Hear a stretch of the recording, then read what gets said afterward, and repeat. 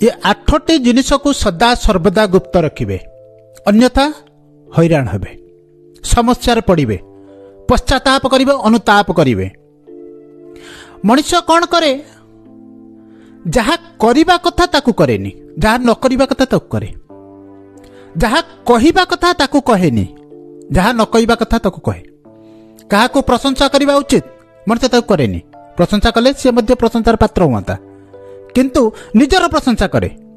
निजर प्रशंसा करथुवा लोक कई भल पांतिनी, निजर डुंगरा बजाउथुवा लोक कई पसंद करती नहीं। ठीक सेमिति मनुष्य जो कथा गुप्त रखिबा कथा ताकू प्रकाश करे, आ जो कथा को प्रकाश करिबा कथा ताकू गुप्त रखे। सदा सर्वदा से विपरीत कार्य करे, सेतिपाई ता जीवन में बहुत क्षेत्र में समस्या आसे। वार्तालाप ये मनुष्य जीवन गोटे विराट कला, विराट कौशल। आपण जिते सुंदर हिसाब रे कथबार्ता करिपारिबे, जिते सुंदर हिसाब रे शब्द चालना करिपारिबे, सेते आपण प्रसिद्ध हेबे, सेते आपण समृद्ध हेबे। आपणकर शब्द, आपणकर चिंताधारा, आपणकर वार्तालाप आपणकर जीवन में गोटे विराट अंग विशेष। मनुष्य आज एमिति गोटे समाज मध्य रोचे जोटी ताको प्रत्येक मुहूर्त रे मापी चुपी चलवाक पड़िबो, प्रत्येक कथा को भावी चिंती कहिबाकू पड़िबो। जदि भावी चिंती से न कहूची, जदि से भाव विहलित होई जहाँ अनावश्यक जिनिस जहाँ न कहबा कथा तो कहि दउची, दुखित हुए। सेई कथा सेई समस्त जिनिस घूरी फिरी तारी पाखक आसे, से पश्चाताप करे। आज ए सुंदर वीडियो माध्यम रे आमे जानिबा आम जीवन 8टी जिनिस जहाँ को आमे सदा सर्वदा गुप्त रखिबा, जहाँ को केबे भी काहारी आगर प्रकाश करिबा नहीं, जहाँ द्वारा कि आम जीवन सुरक्षित हबो, आमे का पाकर दुर्बल हबा नहीं। मनुष्य जदि भूल बसत वार्ता आलाप करिया मध्य रे, वाक्य परिचालना करिया मध्य रे, शब्द परिचालना मध्य रे किछि निजर दुर्बलता कहि दिए, आगुक जाई हैरान हुए। से दिन न आसु।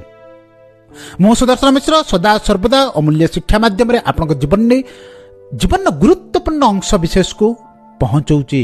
सुंदर कहानी माध्यम रे हो, सुंदर उक्ति माध्यम रे हो, विभिन्न उपाय रे आपन पाखरे जीवन अमूल्य शिक्षा पहुंचाऊची। ताको बुझंतु, कार्य रे लगांतु। को 8टी जिंस काहागर कहिबा नै, गुप्त रखिबा। प्रथमटी आपणकर आर्थिक अवस्था। लोक आज संपूर्ण रूपे विपरीत करुचे। सेतिपाई पूर्व कही मनुष्य जहाँ करने कथा ताको करूनी, जहाँ न करने कथा से करुचे। आपणकर आर्थिक अवस्था केबे भी आपण का आगे प्रकाश करने कथा नुह। मो पारे केते अर्थ अछि, मो पारे केते अर्थ प्रत्येक मास मु इनकम करुची, आय करुची, ये सब जिनिस को सदा सर्वदा गुप्त रखिबा कथा। कारण मनुष्य जिते भी सुंदर हो, सरल हो, जदि से टिके तार मन मस्तिष्क उपयोग न करिवो, तार साधारण ज्ञान को उपयोग न करिवो, आज समाज रे बहुत कुटिल लोक अछंती, सेमान तार फायदा नेबे, सेमान ताको हैरान करिवे। निजर लोक बेले बेले निज लोकर सफलता को, निजर आर्थिक अवस्था जन ईर्षान्वित हुए। बाहर लोकर तो बहुत दूरर कथा, किंतु मनुष्य ओलटा कौन करुच्ची, जदि अल्प पैसा रोजगार करुच्ची तार 5 गुणा देखौछि। मो पारे जतिक अछि ता 5 गुणा से प्रदर्शन करुच्ची जे मो पाखरे बहुत अर्थ आसुची, ये समस्त जिनिस देखाए। ये जिनिस बिल्कुल करिबा कथा नुह। सदा सर्वदा निजर आर्थिक अवस्था को सच्छल रखिया पाई, निजर जीवन पाई प्लान करिबा दरकार। काहाकर डुंगरा पिटिबार आवश्यकता नहीं। आपणकर गुण हो, आपणकर आर्थिक अवस्था हो, लोक आपे जानि परिबे। से जिनसटा सदा सर्वदा प्रश्नवाची मध्य रहिबा कथा। मो पारे केते पैसा अछि, मु केते रोजगार करूची, से सदा सर्वदा समस्त प्रकट करंतु नाही, हैरान हेबे। द्वितीयटी आपणक जीवन कौन से जदि अंतरंग जिनिस अछि, जेमिति कि आपणकर भल पाइबा, का सहित संबंध, का सहित जदि आपण प्रेम बंधन रे बांधी होउचंती, से समस्त जिनिस सदा सर्वदा गुप्त रखंतु। कारण आजिर दुनिया रे लोक 90% लोक जो माने ऊपर हसी सुंदर कथबार्ता करतांती, तांका पछपट गोटे कला छवि थाए। मुखर बहुत सुंदर कथबार्ता, भीतरटा अंगार कला। सही माने ही आपन कष्ट देबे, सही माने ही जदि सुविधा पाइले आपन को ताच्छल्य करिवे, ସେଇମାନେ ହିଁ ଦରକାର ପଡ଼ିଲେ ଆପଣଙ୍କ ପ୍ରେମ ବନ୍ଧନ ଆପଣଙ୍କ ସମ୍ବନ୍ଧ ମଧ୍ୟରେ ଠିଆ ହେବେ। ବହୁତ କମ୍ ଲୋକ ବାହାରିବେ ଯେ ଆପଣଙ୍କୁ ପ୍ରକୃତରେ ସାହାଯ୍ୟ କରିବେ, ପ୍ରକୃତରେ ଆପଣଙ୍କୁ ଜୀବନ ମାର୍ଗଦର୍ଶନ ଦେଖାଇବେ, ପ୍ରକୃତ ସମୟରେ ଠିକ୍ କଥା କହିବେ, ଏଇଟା ଠିକ୍ ଏଇଟା ଭୁଲ, ବାବା ଏଇଟା କରିବା ଦରକାର ଏଇଟା ନ କରିବା ଦରକାର। ତେଣୁ ନିଜ ଜୀବନରେ ଯଦି ଅନ୍ତରଙ୍ଗ ସମ୍ବନ୍ଧ କିଛି ଅଛି ଅନ୍ୟ ଆଗରେ ପ୍ରକାଶ କରନ୍ତୁ ନାହିଁ, ଆପଣ ଦୁର୍ବଳ ହେବେ। ତୃତୀୟଟି, ଆପଣଙ୍କ ଜୀବନରେ ଆପଣ କ'ଣ କରିବା ପାଇଁ ଚାହୁଁଛନ୍ତି ସେ ଜିନିଷକୁ ସଦାସର୍ବଦା ସମସ୍ତଙ୍କ ଆଗରେ ପ୍ରକାଶ କରନ୍ତୁ ନାହିଁ। ଆପଣଙ୍କର ଆସନ୍ତା କାର୍ଯ୍ୟପନ୍ଥା କ'ଣ ସେଥିପାଇଁ ନିଜେ ପ୍ଲାନିଂ କରନ୍ତୁ, ଗୁପ୍ତ ରଖନ୍ତୁ, ଏଟାକୁ ସଦାସର୍ବଦା ମନେ ରଖିବେ। କାରଣ ଏ ଜିନିଷ କରିବା ଦ୍ୱାରା ଆପଣ ଦୁଇଟି ଭୁଲ ହୁଏ। ଯଦି ଆପଣ ସଦାସର୍ବଦା ସମସ୍ତଙ୍କ ଆଗରେ ଏ ଜିନିଷକୁ ପ୍ରକାଶ କଲେ ହୁଏତ ଆପଣଙ୍କର ଯିଏ ବିରୋଧୀ ଥାଇପାରେ କିମ୍ବା ଆପଣଙ୍କର ଯିଏ କମ୍ପିଟିଟର ଥାଇପାରେ, ଆପଣଙ୍କ ସହିତ ଯାହାର କମ୍ପିଟିସନ୍ ଥାଇପାରେ, ସେ ତାଠାରୁ ହୁଏତ ସୁନ୍ଦର ପ୍ଲାନ୍ କରି ଆପଣଙ୍କ ପୂର୍ବରୁ ସଫଳ ହୋଇପାରେ। ଦ୍ୱିତୀୟଟି, ଯଦି ଆପଣ ପ୍ରୟାସ କରୁ କରୁ ହାରିଯାଆନ୍ତି, ଅସଫଳ ହୁଅନ୍ତି, ଯେଉଁ ଲୋକ ଆଗରେ ଆପଣ କହିଥିବେ ସେ ଆପଣଙ୍କୁ ତିରସ୍କାର କରିବେ, ବହୁତ ବଡ଼ ବଡ଼ କଥା କହୁଥିଲା କିଛି କରିପାରିଲାନି, ଆମେ ଜାଣିଥିଲୁ ଇଏ କିଛି କରିପାରିବନି, ଖାଲି ଡିଙ୍ଗି ମାରୁଥିଲା, ବାହାସ୍ପଟ ମାରୁଥିଲା, ଲଜ୍ଜିତ ହେବେ, କ'ଣ ମିଳିବ? ଯଦି ଆପଣ ଜିତୁଛନ୍ତି ଆପଣଙ୍କର, ଯଦି ହାରୁଛନ୍ତି ବି ଆପଣଙ୍କର। ବାହାର ଲୋକଙ୍କୁ କହିବାର କ'ଣ ଆବଶ୍ୟକତା ଅଛି? ଆପଣ ଯଦି ସଫଳତାର ସୁଯୋଗ ପ୍ରାପ୍ତ କରିପାରୁଛନ୍ତି ଲୋକ ତା ଆପେ ଜାଣିବେ। ଆଉ ଲୋକଙ୍କର ତ କାମ ହେଉଛି କିଛି ନା କିଛି କହିବେ। ଆପଣ ଯଦି ସଫଳ ହେଇଯାଉଛନ୍ତି ଲୋକ ବି ଆରେ ଭାଗ୍ୟରେ ଥିଲା ସଫଳ ହେଇଗଲା। ଆଉ ଯଦି ଆପଣ ହାରି ଯାଉଛନ୍ତି ଲୋକ କହିବେ ଆମେ ଜାଣିଥିଲୁ କିଛି ବି କରିପାରିବେନି, ହାରିବ। ଲୋକ ତ ଆପଣ ଏପଟେ ବି କହିବେ ସେପଟେ ବି କହିବେ, ତାଙ୍କ ଆଗରେ ପ୍ରକାଶ କରିବାର କ'ଣ ଆବଶ୍ୟକତା ଅଛି? ନିଜ ଗୋଲ ନିଜର, ନିଜ ଜୀବନ ନିଜର, ତାକୁ ସଫଳ କରିବା ବିଫଳ କରିବା ବି ମଧ୍ୟ ଆପଣଙ୍କ ହାତରେ। ଅମୂଲ୍ୟ ଶିକ୍ଷା ଶୁଣନ୍ତୁ, ସଫଳ ହୁଅନ୍ତୁ, କିନ୍ତୁ ପ୍ରତ୍ୟେକ ଜିନିଷକୁ ଯାହା ଆବଶ୍ୟକ ନୁହଁ ତାକୁ ପ୍ରକାଶ କରନ୍ତୁ ନାହିଁ, ଗୁପ୍ତ ରଖନ୍ତୁ। ଚତୁର୍ଥଟି, ନିଜର ଭୁଲ, ନିଜର କମଜୋରି। ପ୍ରତ୍ୟେକ ମଣିଷ ଏ ଦୁନିଆରେ ଯିଏ ବି ଅଛି ତା ଦେହରେ କମ୍ ହେଇପାରେ ବେଶୀ ହେଇପାରେ, କିଛି ନା କିଛି ଛୋଟ ମୋଟ ଅସୁବିଧା ରହିଛି। ଏ ବିଶ୍ୱରେ କୌଣସି ମଣିଷ 100% ପରଫେକ୍ଟ ନୁହଁ, ପୂର୍ଣ୍ଣ ନୁହଁ, ସମ୍ପୂର୍ଣ୍ଣ ନୁହଁ, କିଛି ନା କିଛି ଟିକେ ରହିଛି। ମଣିଷ ବି ରହିବା ଦରକାର। ମଣିଷ ଭିତରେ ଯଦି ଅଭାବ ନ ରହିବ, ମଣିଷ ମଧ୍ୟରେ ଯଦି କିଛି କମି ନ ରହିବ, ସେ ପ୍ରଚେଷ୍ଟା କାହିଁକି କରିବ? ତା ଜୀବନରେ ଯଦି କିଛି କମି ନ ରହିବ ସେ ପ୍ରଚେଷ୍ଟା କେବେ ବି କରିବ ନାହିଁ, ତା ଜୀବନ ଶିଥିଳ ହୋଇଯିବ। ତେଣୁ ଆପଣଙ୍କ ଜୀବନରେ ଯଦି କିଛି ଅସୁବିଧା ଅଛି, ଆପଣଙ୍କ ଯଦି କିଛି ଦୁର୍ଗୁଣ ଅଛି, ତାକୁ ଅମୂଲ୍ୟ ଶିକ୍ଷା ମାଧ୍ୟମରେ ସୁଧାରନ୍ତୁ। କାହା ଆଗରେ ଆପଣ ଏ ଜିନିଷକୁ ପ୍ରକାଶ କରନ୍ତୁ ନାହିଁ। ଏ ଦୁନିଆର ଲୋକଙ୍କର କାମ ହେଉଛି ଅମୃତ ଭାଣ୍ଡରେ ବୁନ୍ଦେ ବିଷ ପକାଇଦେବା, ସେ ସେୟା ହିଁ କରିବେ। ଆପଣଙ୍କର 100ଟା ସୁଗୁଣ ଥିବା କେହି ଦେଖିବେ ନାହିଁ। ଯେଉଁ ଦୁର୍ଗୁଣଟାକୁ ଆପଣ ଅନ୍ୟ ଆଗରେ କହିଥିବେ ମୋ ଦେହରେ ଏଇ ଅସୁବିଧା ଅଛି, ସେଇଟାକୁ ସେ ସଦା ସର୍ବଦା ଯେକୌଣସି ସ୍ଥାନରେ ମୌକା ମିଳିବ ସେ ତାକୁ କହିବେ।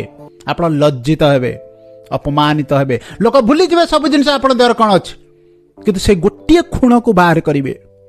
କେବେ ବି ନିଜର ଖୁଣ କାହା ଆଗରେ କୁହନ୍ତୁ ନାହିଁ, ନିଜର ଦୁର୍ବଳତା କାହା ଆଗରେ ପ୍ରକାଶ କରନ୍ତୁ ନାହିଁ। ପଞ୍ଚମଟି, ଯଦି ପାରିବାରିକ ଅସୁବିଧା କିଛି ଅଛି, ଯଦି ପାରିବାରିକ ଅସାମଞ୍ଜସ୍ୟ କିଛି ଅଛି, ଦେଖନ୍ତୁ ଆପଣଙ୍କ ଜୀବନରେ ଯାହା ବି ଅଛି, କାହା ପରିବାରରେ କମ୍ ଅଛି କିମ୍ବା କାହା ପରିବାରରେ ବେଶୀ ଅଛି। ମୁଁ ଜଣେ କାଉନସିଲର, ମୋ ପାଖରୁ ବିଭିନ୍ନ ପ୍ରକାର ଲୋକ ବିଭିନ୍ନ ପ୍ରକାର ସମସ୍ୟା ନେଇ ଆସୁଛନ୍ତି। ବହୁତ କ୍ଷେତ୍ରରେ ପାରିବାରିକ ସମସ୍ୟା, ସ୍ୱାମୀ ସ୍ତ୍ରୀଙ୍କ ମଧ୍ୟରେ ଅସୁବିଧା, କାହାର ମାନସିକ ଅସୁବିଧା, କାହାର ବାପ ପୁଅଙ୍କ ମଧ୍ୟରେ ଭଲ ନାହିଁ, କାହାର ସ୍ୱାମୀ ସ୍ତ୍ରୀ ମଧ୍ୟରେ ଭଲ ନାହିଁ, କାହାର ଆର୍ଥିକ ଅବସ୍ଥାରେ ଅସାମଞ୍ଜସ୍ୟ ଅଛି। ସେ ଜିନିଷ ମୋତେ କହୁଛନ୍ତି ସମାଧାନ ପାଉଛନ୍ତି। ଯଦି ଏ ବାହାର ବୋଲି କହନ୍ତି ମୋର ମୋ ସ୍ତ୍ରୀ ସହିତ ସୁନ୍ଦର ସମ୍ପର୍କ ନାହିଁ ବୋଲି, କୌଣସି ବ୍ୟକ୍ତି ଯଦି କହେ, କୌଣସି ସ୍ତ୍ରୀ ଲୋକ ଯଦି କହେ ମୋର ମୋ ସ୍ୱାମୀ ସହିତ ଭଲ ନାହିଁ, ମୋ ସ୍ୱାମୀର ଏ ଦୁର୍ଗୁଣ ଅଛି, ସ୍ୱାମୀ ଯଦି କହେ ମୋ ସ୍ତ୍ରୀର ଏ ଦୁର୍ଗୁଣ ଅଛି, କ'ଣ ହୁଏ ଜାଣିଛନ୍ତି? ଆପଣଙ୍କୁ ଲାଗେ ଆପଣ କାହା ଆଗରେ କହିବା ଦ୍ୱାରା ଦୁଃଖକୁ କମ୍ କରିଦେଲେ, କିନ୍ତୁ କିଛି ବି ହୁଏନି। କିଛି ମୁହୂର୍ତ୍ତ ଆପଣ ଆଶ୍ୱାସନା ପାଇଲେ ତାର 100 ଗୁଣ ଆପଣ ପାଇଁ ତୀର ବିନ୍ଧା ହେଲା, ଆପଣଙ୍କ ପାଇଁ ରାସ୍ତା ତିଆରି ହେଲା। 100 ଗୁଣ କଷ୍ଟ ଆପଣଙ୍କ ଆଗକୁ ପାଇବେ, କାରଣ ସେ ଯେଉଁ ବ୍ୟକ୍ତିକୁ ଆପଣ କହିଲେ ସେ 100ଟା କାରଣ ଏକଥାକୁ କରିବ। ଆଉ ଆପଣ ଯେତେବେଳେ ଚାଲୁଥିବେ, ବୁଲୁଥିବେ, ବସୁଥିବେ, ସେ ବ୍ୟକ୍ତି ଆପଣ ଦେଖିବେ ମନେ ମନେ ଆସିବେ ଆର ଏଇ ଅସୁବିଧା ଅଛି, ଆ ସ୍ୱାମୀ ଆ ସହିତ ଏଇଆ କରେ, ଆ ସ୍ତ୍ରୀ ଆ ସହିତ ଏଇଆ କରେ, ଆ ଘରେ ଆର ପୁଅର ବାପ ସହିତ ପଡୁନି, ବାପର ପୁଅ ସହିତ ପଡୁନି। ଆପଣ ଭାବୁଥିବେ ମୁଁ କାହାକୁ କିଛି କହିନି, ଗୋଟିଏ ଲୋକକୁ କହିଛି, 100ଟା କାନ ହେଇସାରିଥିବ। 100ଟା ତୁଣ୍ଡରେ ଆପଣଙ୍କ ଦୁର୍ଗୁଣ ବାଜୁଥିବ। କେବେ ବି ଏ ଭୁଲ କରନ୍ତୁ ନାହିଁ। ଯଦି କୌଣସି ପ୍ରକାର ସମ୍ପର୍କରେ ଅସାମଞ୍ଜସ୍ୟ ଅଛି, ବ୍ୟବଧାନ ଅଛି, ତାକୁ ପ୍ରଚେଷ୍ଟା କରନ୍ତୁ ମିଳିତ ହିସାବରେ ସମାଧାନ କରିବା ପାଇଁ। ଆଉ ଯଦି ନ ହୋଇପାରୁଛ କୌଣସି ଜ୍ଞାନୀ ବ୍ୟକ୍ତିଙ୍କର ଆପଣଙ୍କ ସାହାଯ୍ୟ ନେଇପାରନ୍ତି, କିନ୍ତୁ ସବୁଆଡ଼େ ଡୁଙ୍ଗୁରା ପିଟନ୍ତୁ ନାହିଁ। ବିରାଟ ଅମୂଲ୍ୟ ଶିକ୍ଷା ଆଗକୁ କହୁଛି 6ଟି, ଯାହା ମଣିଷ ସଦାସର୍ବଦା ଭୁଲ କରିଥାଏ, ବହୁତ କ୍ଷେତ୍ରରେ ଭୁଲ କରିଥାଏ। ସଦାସର୍ବଦା ଏ ଜିନିଷ ଗୁପ୍ତ ରହିବା କଥା। ଦାନ ମହତ୍ କର୍ମ। ମଣିଷ କ'ଣ କରେ? ଦାନ ଯେତିକି କରେ ତାର 10 ଗୁଣା ଡୁଙ୍ଗୁରା ପିଟେ, ପ୍ରଦର୍ଶନ କରାଏ। ଆଜିକାଲି ତ ଏମିତି ହେଇଗଲାଣି, ଦାନ କଲା ବେଳକୁ ବାହାରେ ଦେଖାଯାଉଛି। କାହାକୁ ଆପଣ ପ୍ରଦର୍ଶନ କରୁଛନ୍ତି? ଦାନ ତ ଗୁପ୍ତ ରହିବା କଥା। ଯେ ମୁଁ କାହାର ସାହାଯ୍ୟ କଲି, ଆଗକୁ ମୁଁ ଡୁଙ୍ଗୁରା ପିଟିବି, କାହାକୁ କହିବି? ଆ ଦ୍ୱାରା କେବେ ବି ଫଳ ପ୍ରାପ୍ତ ହୁଏ ନାହିଁ। ଅହଙ୍କାର ବଢେ। ଆପଣ ଯୋଉ କର୍ମ କଲେ ତା ଦେହରେ ଯଦି ଆପଣ ଆନ୍ତରିକତା ଯୋଡ଼ିଥାନ୍ତେ, ମନୋଭାବ ଯୋଡ଼ିଥାନ୍ତେ, ମୋ ଦ୍ୱାରା ଏତିକି ସମ୍ଭବ ହୋଇପାରିବ, କ୍ଷଣଟେ ହଉ ବରଂ, ଗୋଟେ ଛୁଞ୍ଚି ମୁତାବକ ହଉ ବରଂ, ମୁଁ ଏତିକି କରିପାରିବି, ସେତିକି କରନ୍ତୁ, ଭୁଲି ଯାଆନ୍ତୁ। ସେ ଦାନ ଗୋଟେ ବିରାଟ କର୍ମରେ ପରିଣତ ହେବ। ଆପଣ ଯଦି ବିରାଟ କର୍ମ କରି ତା ଦେହରେ ଅହଙ୍କାର ଯୋଡ଼ିଦେଲେ, ପ୍ରଦର୍ଶନ କରାଇଲେ, ତାକୁ ସମସ୍ତଙ୍କର କହି ବୁଲିଲେ ମୁଁ ଏଇଆ କରିଛି ବୋଲି, ଛୁଞ୍ଚି ମୁତାବକର ମଧ୍ୟ ତା ଦେହରେ ପୁଣ୍ୟ ନଥାଏ। ସଦାସର୍ବଦା ଦାନ ଗୁପ୍ତର ରହିବା କଥା। ଆପଣ କାହାଠାରୁ ନେଇଛନ୍ତି ସେ କଥା କହିବା କଥା। ଆମେ ପୁରା ଓଲଟା କରନ୍ତି। ଆମେ ଯାହାକୁ ଦେଇଛନ୍ତି ସେ ବିଷୟରେ ବାରମ୍ବାର କହନ୍ତି, କାହାଠାରୁ କ'ଣ ନେଇଛନ୍ତି ସେ କଥା ଭୁଲି ଯାଆନ୍ତି। ଯେତେବେଳେ ଜୀବନରେ କାହାକୁ ଦାନ କରୁଛନ୍ତି, ସୁକର୍ମ କରୁଛନ୍ତି, କିଛି ବି ହଉ, ସେ ଜିନିଷକୁ କେବେ ବି କାହାରି ଆଗରେ କୁହନ୍ତୁ ନାହିଁ। ଇଏ ହେଉଛି ମୋର ବ୍ୟକ୍ତିଗତ ଅନୁଭବ। କହିବାର ଆବଶ୍ୟକତା ନାହିଁ ଆମେ କ'ଣ କରୁଛନ୍ତି। ଆମେ ଯଦି ସୁକର୍ମ କରୁଛନ୍ତି, ସେ ଶହ ଶହ ତୁଣ୍ଡରେ ନିଶ୍ଚିତ ଭାବରେ ବାଜିବ। ତେଣୁ ସଦା ସର୍ବଦା ସୁକର୍ମକୁ ଗୁପ୍ତ ରଖନ୍ତୁ, କାହା ଆଗରେ କୁହନ୍ତୁ ନାହିଁ। 7ଟି, ଆପଣଙ୍କର ବୟସ ଆପଣଙ୍କର ବ୍ୟାଧି ଏକ ଗୁରୁତ୍ୱପୂର୍ଣ୍ଣ ଜିନିଷ। ମଣିଷ ଭାବେ ଇଏ ଏକ ସତରେ। ବୟସ କହିଲେ କ'ଣ ଅସୁବିଧା ହେବ? ବ୍ୟାଧି କହିଲେ କ'ଣ ଅସୁବିଧା ହେବ? ଏ ଜିନିଷ କହିବା ଦ୍ୱାରା ବଢ଼େ। ଆପଣ ଯଦି ଶରୀରରେ କୌଣସି ସମସ୍ୟା ଅଛି, ଆପଣ ଯଦି ସଦାବେଳେ କହି ବୁଲନ୍ତି, ଏକ ବହୁତ ଗୁରୁତ୍ୱପୂର୍ଣ୍ଣ ଜିନିଷ, ମଣିଷ ଆକୁ ବୁଝିପାରେନି। ସାଧାରଣ ଜିନିଷ ମଣିଷ ବୁଝିଯାଏ, କିନ୍ତୁ ଅସାଧାରଣ ଜିନିଷକୁ ମନ ମସ୍ତିଷ୍କ ତାକୁ କ'ଣ କରେ ନା ଗ୍ରହଣ କରେନି। ଗ୍ରହଣ କରନ୍ତୁ, ବୁଝନ୍ତୁ। ମୁଁ ଯେଉଁ ଜିନିଷ କହୁଛି, କାହିଁକି କହୁଛି, ତାକୁ ଏତେ ତନ୍ନ ତନ୍ନ କରି କାହିଁକି ବୁଝଉଛି, ତା ପଛରେ କିଛି ରହସ୍ୟ ରହିଛି। ଆପଣ ଶରୀରରେ କୌଣସି ଗୋଟେ ବ୍ୟାଧି ଅଛି, ଆପଣ ସମସ୍ତ ଆଗରେ କହି ବୁଲିଲେ, ଅର୍ଥ ଆପଣ ତାକୁ ଶକ୍ତି ଦେଲେ। ବାରମ୍ବାର ଆଲୋଚନା ପର୍ଯ୍ୟାଲୋଚନା କରିବା ଦ୍ୱାରା ଆପଣ ସେ ବ୍ୟାଧିକୁ ଶକ୍ତି ଦେଲେ। ଆପଣ ତାକୁ ସମସ୍ତଙ୍କ ଶହ ଶହ ମୁଖ ଆପଣ ପ୍ରଚାର କରିବା ଦ୍ୱାରା ତାକୁ ଆହୁରି ବର୍ଦ୍ଧିତ କଲେ। ସମସ୍ତଙ୍କ ମନ ମସ୍ତିଷ୍କରେ ସେ ଜିନିଷ ଚାଲିଲା। ଯେତେବେଳେ ଯେଉଁ ଜିନିଷ ପଡ଼ିଲା, ସେ ଆଲୋଚନା ହେଲା। ଏହାର ଅର୍ଥ ହେଉଛି ଆମେ ତାକୁ ଅଦୃଶ୍ୟ ଶକ୍ତି ଦେଉଛନ୍ତି, ସେ ଆପଣଙ୍କୁ ଛାଡ଼ିଯିବ ନାହିଁ। ଯଦି ବ୍ୟାଧି ଅଛି, ତାକୁ ଚିକିତ୍ସା କରନ୍ତୁ। ସେ ଶାରୀରିକ ହେଉ କିମ୍ବା ମାନସିକ ହେଉ, କୌଣସି ସ୍ଥାନରେ ବି ହେଉ, ଚିକିତ୍ସକ ହୁଅନ୍ତୁ, କାଉନସିଲର ହୁଅନ୍ତୁ, ଯେଉଁଠି ବି ଆପଣଙ୍କ ଦ୍ୱାରା ସେ ବ୍ୟାଧିର ନିରାକରଣ ହୋଇପାରିବ, ସେ ସ୍ଥାନରେ ପହଞ୍ଚନ୍ତୁ। ସମସ୍ତଙ୍କ ଆଗରେ କହି ବୁଲନ୍ତୁ ନାହିଁ, ଗୁପ୍ତ ରଖନ୍ତୁ। ଯେଉଁ ଜାଗାରେ ଆବଶ୍ୟକ ସେଇଠି କେବଳ ପ୍ରକାଶ କରନ୍ତୁ। ବୟସ କହିବା ଦ୍ୱାରା ଆପଣଙ୍କ ମନ ମସ୍ତିଷ୍କ ମଧ୍ୟରେ ଗୋଟେ ଦୁର୍ବଳତା ସୃଷ୍ଟି ହୁଏ। 50 ବର୍ଷ ହେଇଗଲା, 60 ବର୍ଷ ହେଇଗଲା, 70 ବର୍ଷ ହେଇଗଲା, ଏ ଜିନିଷକୁ ବାରମ୍ବାର ମନେ ପକାନ୍ତୁ ନାହିଁ। ସଦାସର୍ବଦା 5 ବର୍ଷ 10 ବର୍ଷ କାଟିକି ଭାବନ୍ତୁ। ଯଦି 50 ହେଇଛି 45 ବୋଲି ଭାବନ୍ତୁ, ଯଦି 45 ହେଇଛି 40 ବୋଲି ଭାବନ୍ତୁ। ଆପଣଙ୍କର ମାନସିକ ଅବସ୍ଥା ହିଁ ଆପଣ ଶରୀରକୁ ପରିଚାଳନା କରେ। ବୟସକୁ ଆପଣ ବାରମ୍ବାର ବଢ଼େଇ ଚଢ଼େଇ କହିବା ଦ୍ୱାରା ଆପଣଙ୍କ ମାନସିକ ଅବସ୍ଥା, ଆପଣଙ୍କ ବିଚାର ସେମିତି ସୃଷ୍ଟି ହୁଏ, ଆପଣ ଶରୀର ମଧ୍ୟ ସେମିତି ଧୀରେ ଧୀରେ ଦୁର୍ବଳ ହୁଏ। ଏକ ଅତ୍ୟନ୍ତ ଗୁରୁତ୍ୱପୂର୍ଣ୍ଣ ଜିନିଷ, ଆପଣ ନିଜେ ପ୍ରୟୋଗ କରି ଦେଖିବେ। 8ଟି, ସବୁଠାରୁ ବଡ଼ ଜିନିଷ, କେବେ ବି ଏ ଜିନିଷ କରିବେ ନାହିଁ। ନିଜର ପ୍ରଶଂସା, ନିଜର ଅପମାନ, ଆକୁ ସଦାସର୍ବଦା ଗୁପ୍ତ ରଖିବେ। ଯଦି ଆପଣ ସୁନ୍ଦର କର୍ମ କରୁଛନ୍ତି, ଯଦି ଆପଣ ଯୋଗ୍ୟ ଅଛନ୍ତି, ଦୁନିଆ ତ ଆପେ ପ୍ରଶଂସା କରିବ। ଆପଣ କାହିଁ ପ୍ରଶଂସା କରିବେ? କାହାରି ଆଗରେ କାହିଁ କହିଲେ ମୁଁ ଏଇଆ କରୁଛି ବୋଲି, ମୋ ଦ୍ୱାରା ଏଇଆ ହେଇଛି, ମୋ ଶରୀର ଦ୍ୱାରା ଏଇଆ ହେଇଛି? ଈଶ୍ୱର ଯେତିକି ଆପଣ ସକ୍ଷମ ବନାଇଛନ୍ତି, ଆପଣ ସେ ହିସାବରେ କର୍ମ କରୁଛନ୍ତି। ବାଜା ବଜେଇବାର କୌଣସି ଆବଶ୍ୟକତା ନାହିଁ। କହିବା ଦ୍ୱାରା ଲୋକ ଭଲ ପାଆନ୍ତିନି। ନିହାତି ଯଦି କୌଣସି ଜାଗାରେ କେହି ପଚାରୁଛନ୍ତି ଆପଣ କ'ଣ କରନ୍ତି ବୋଲି କହିପାରନ୍ତି। ଅଯଥା କହି ବୁଲନ୍ତୁ ନାହିଁ, ନିଜର ପ୍ରଶଂସା କରନ୍ତୁ ନାହିଁ, ଲୋକ ପସନ୍ଦ କରନ୍ତି ନାହିଁ। ଦ୍ୱିତୀୟଟି, ଯଦି କେହି ଆପଣଙ୍କୁ ଅପମାନ ମଧ୍ୟ ଦେଇଛି, ମଣିଷ ଜୀବନ ବେଳେବେଳେ ମଣିଷ ଠିକ୍ ଥାଇ ମଧ୍ୟ ଏପଟ ସେପଟ ହେଇଯାଏ। ଠିକ୍ ଥାଇ ମଧ୍ୟ ମଣିଷ ବେଳେବେଳେ ସମସ୍ୟାର ସମ୍ମୁଖୀନ ହୁଏ। कई लोक आपण सीना सुंदर व्यक्तित्व हो पारती सामना वाला हुए तो केतबेले तार मन मस्तिष्क ठीक न थाई पारे, तार मानसिक अवस्था ठीक नहीं पारे, तार चरित्र अलग होता पारे, तार विचारधारा अलग होता पारे, सी आपको केतबेले कठोर कथा कही दे पारे, अपमान दे पारे। से अपमान को मध्य क्या आगे प्रकाश करंतु नहीं। जदि अपमान क्या प्रकाश कर लोक मध्य चतुर्दिग गुरे बेले ए जो लोक कहूँ ना आपको ए लोक या कही आपको ए स्थान एमती अपमान मिलता कहतु ना। जीवन अच्छी मान मिल बेले बेले छोट मोट अपमान मिल पारे। से जिनस को भूलंतु, सुधारंतु, कौन सी जिनस को प्रचार कर आवश्यकता ना। ना सुंदर कर्म ना कुकर्म। कुकर्म जदि जदि खराब अभ्यास अच्छी ताको आमे सुधारिबा। जदि सुंदर कर्म करचंती ईश्वर आपे आपे रास्ता देखेइबे। ए समाज निश्चित भाव में तार फल दब, निश्चित भाव में से प्रशंसा दब। आपण को कहिबार आवश्यकता मागिले किछि मिलेनी, करिबा को पड़े।